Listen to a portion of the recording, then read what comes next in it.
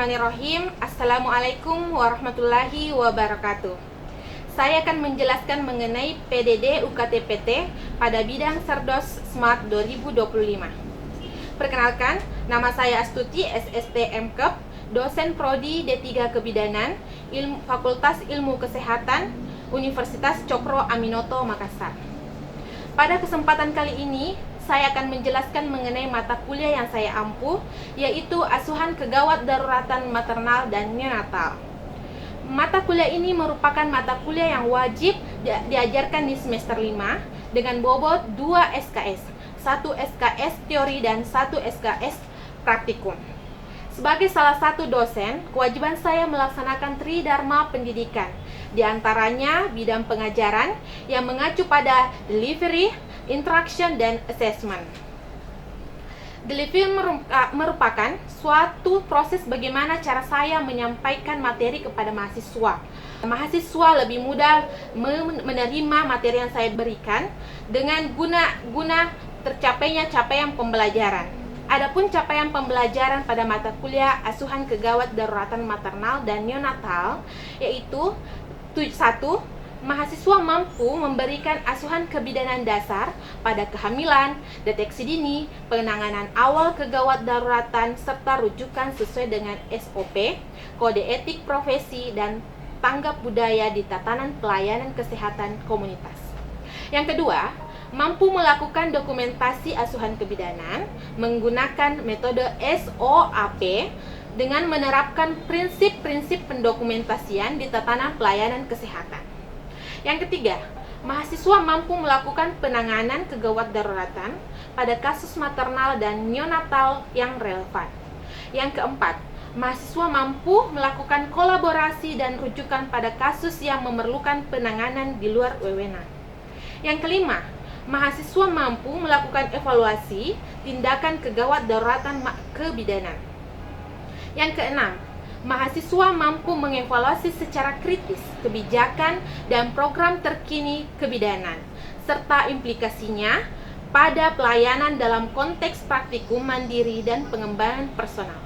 Yang terakhir, mahasiswa mampu merumuskan secara kritis konsep belajar sepanjang hayat dan bagaimana relasi dalam mempertahankan keterampilan personal dan profesional. Saya akan mendeskripsikan mengenai mata kuliah asuhan kegawat daruratan maternal dan neonatal, yaitu mata kuliah ini memberikan kemampuan kepada mahasiswa dalam mengembangkan diri sebagai bidan yang profesional dan memberikan asuhan pelayanan kebidanan sesuai dengan standar profesi kebidanan. Materi pembelajaran pada mata kuliah ini yang ada 7. Yang pertama, asuhan kebidanan pada ibu dengan komplikasi dan kelainan dalam asuhan kehamilan. Yang kedua, asuhan kebidanan pada ibu bersalin dengan penyulit pada kala 1, kala 2, kala 3, dan kala 4. Yang ketiga, asuhan kebidanan pada ibu dengan komplikasi dan penyakit pada nifas. Yang keempat, asuhan kebidanan pada bayi dengan penyulitnya. Yang kelima, asuhan kebidanan pada kesehatan reproduksi dengan gangguan sistem reproduksi. Yang keenam, asuhan kebidanan pada masa klimakterium dan menopause. Yang terakhir, pendokumentasian asuhan kebidanan kasus kegawat daruratan maternal dan neonatal. Untuk mendukung materi di kelas, saya menggunakan berbagai literatur seperti buku dan jurnal. Itulah model delivery yang saya sampaikan pada proses pengajaran yang telah saya lakukan. Selanjutnya kita akan membahas mengenai interaction. Aspek ini merupakan interaksi antara dosen dengan mahasiswa ataukah saya sebagai dosen terhadap mahasiswa saya dalam proses pembelajaran, guna tercapainya pencapaian pembelajaran. Adapun sistem pembelajaran yang saya gunakan adalah student centered learning. Sistem ini merupakan sistem yang berpusat pada mahasiswa, sehingga mahasiswa bisa lebih mandiri, lebih fokus, kreatif, dan aktif dalam proses pembelajaran. Adapun proses pembelajaran praktikum saya dilakukan di laboratorium. Metode pembelajaran yang saya lakukan pada sistem pembelajaran student centered learning ada 4. Yang pertama, interactive learning. Saya sebagai dosen memaparkan materi melalui ceramah, juga memberikan kesempatan kepada mahasiswa mengajukan pendapat atau pertanyaan sesuai dengan literatur yang mereka baca terlebih dahulu pada saat saya masuk memberikan materi.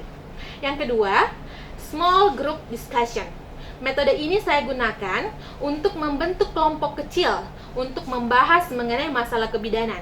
Saya sebagai pembimbing atau narasumber akan memberikan penjelasan mengenai masalah-masalah kebidanan yang ada, yang kita bahas. Kemudian mahasiswa akan mengeluarkan ide-idenya, mengeluarkan pendapatnya sehingga terjadi diskusi dan mahasiswa mampu melakukan pemecahan masalah. Yang ketiga, self-direction learning. Mahasiswa diberikan tugas bahan bacaan atau kasus dengan harapan membuat asuhan kebidanan secara mandiri dan bertanggung jawab dengan apa yang mereka lakukan. Itu dengan tanpa bantuan orang lain. Sehingga pada saat mereka melakukan asuhan, mereka terbiasa bertanggung jawab terhadap apapun yang mereka lakukan tanpa bantuan. Yang keempat, praktikum. Untuk pembelajaran praktikum, saya menyiapkan buku penuntun praktikum dan melakukan demonstrasi terlebih dahulu untuk mereview kembali materi. Sehingga pada saat mahasiswa melakukan praktikum, mereka bekerja secara sistematis. Dengan metode ini, harapan saya mahasiswa dapat gambaran secara nyata serta pemahaman terhadap prosedur yang akan dilaksanakan atau diaplikasikan langsung pada pasien atau masyarakat sesuai dengan peran dan fungsi bidan. Terakhir, kita akan masuk pada aspek assessment, yang merupakan proses yang dilakukan dosen pada mahasiswa guna mengukur kemampuan mahasiswa secara objektif. Adapun penilaian hasil pembelajaran pada mata kuliah ini dilakukan dengan bobot pada masing-masing unsur. Yang pertama, kehadiran 10%, yang kedua, keaktifan dalam diskusi 15%, tugas dan praktikum 20%, ujian tengah semester 25%, dan ujian akhir semester 30%. Untuk bobot penilaian dan kontrak perkuliahan, biasanya saya menyampaikan pada awal perkuliahan pada saat saya memaparkan RPS tentang asuhan kegawat daruratan maternal dan neonatal.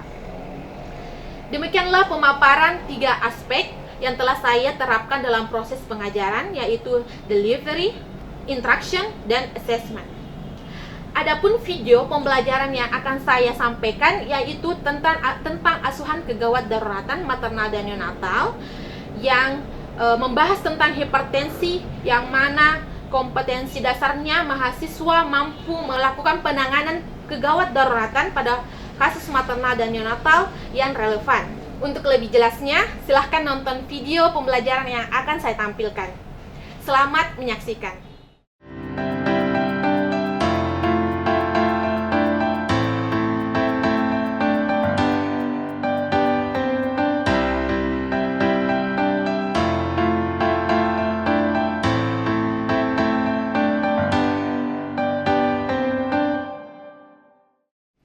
Bismillahirrahmanirrahim. Assalamualaikum warahmatullahi wabarakatuh.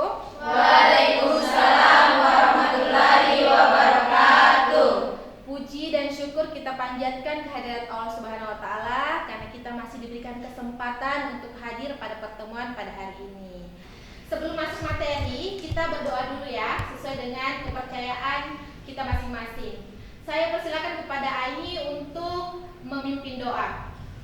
Sebelum kita memulai mata kuliah pada pagi hari ini, marilah kita sama-sama membaca doa sesuai dengan keyakinan kita masing-masing. Berdoa dimulai.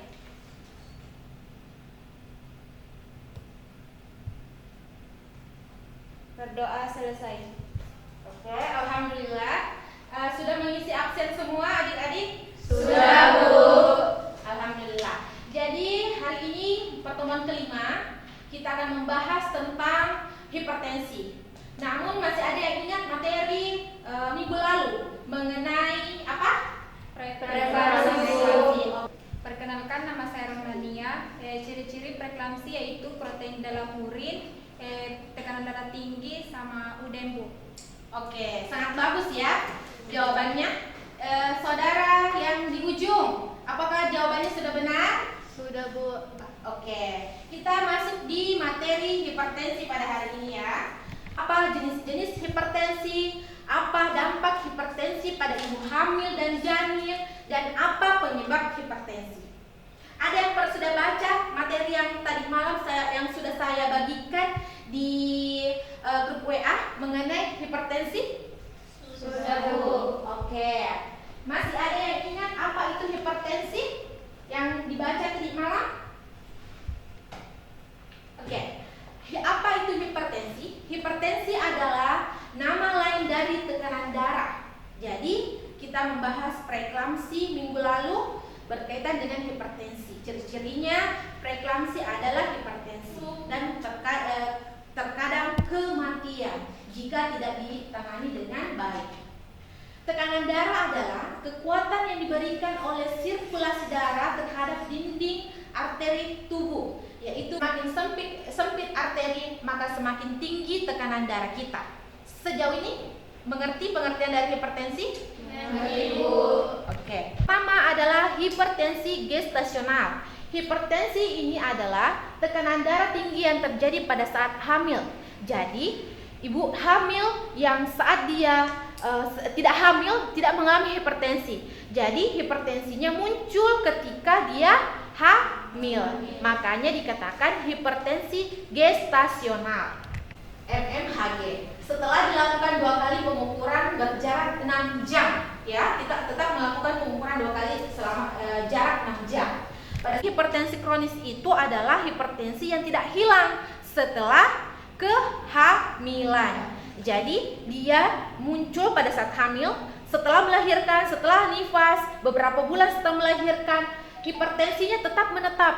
Jadi itu dikatakan hipertensi kronis. Oke. Menurunnya aliran darah ke plasenta, kerusakan organ tubuh ibu, resiko kelahiran prematur, resiko penyakit jantung di kemudian hari, terjadi absorpsi plasenta, dapat terjadi eklamsi. Itu yang kita bahas sebelumnya. Oke? Yang terjadilah penurunan aliran darah ke plasenta. Ini kerusakan organ tubuh ibu. Kerusakan organ tubuh ibu. Kenapa bisa rusak organ tubuhnya ibu jika terjadi hipertensi? Karena kurangnya darah yang mengalir ke dalam tubuhnya ibu sehingga jantung memompa lebih keras, tidak ada yang bisa dipompa sehingga organ-organ tubuhnya seperti jantung, paru-paru, ginjal bisa juga rusak seperti itu. Sampai di sini dimengerti? Mengerti. Resiko kelahiran prematur. Kenapa resiko kelahiran prematur bisa terjadi? Kenapa kira-kira? Ini berkaitan juga dengan menurunnya aliran darah ke plasenta.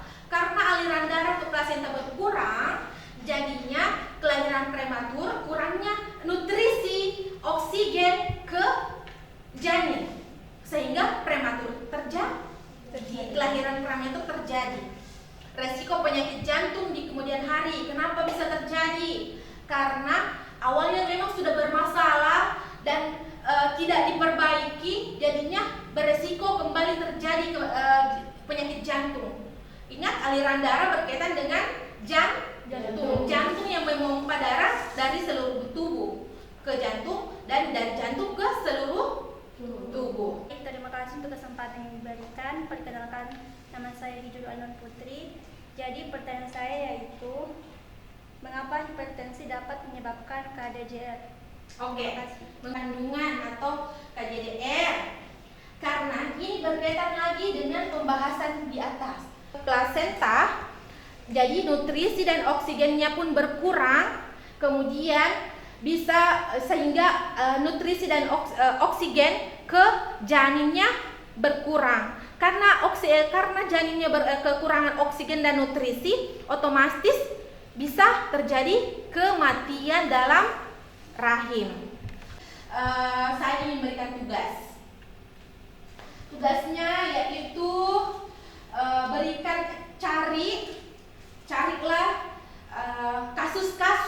carilah kasus-kasus di sekitar rumah Anda yang tergolong hipertensi. Ini ya, terima kasih atas perhatiannya. Wabillahi taufiq wal hidayah.